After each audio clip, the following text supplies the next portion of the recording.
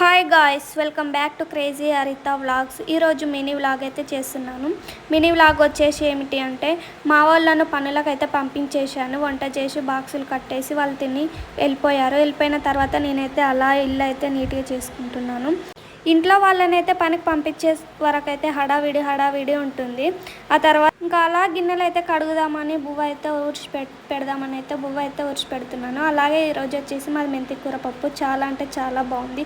Taste అయితే మాత్రం super అంటే సూపర్ ఉంది, అందుకే అలా అన్నాను. అలాగే ఈరోజు మన ఛానల్లో వచ్చేసి ఫుల్ వీడియో అయితే అప్లోడ్ చేశాను.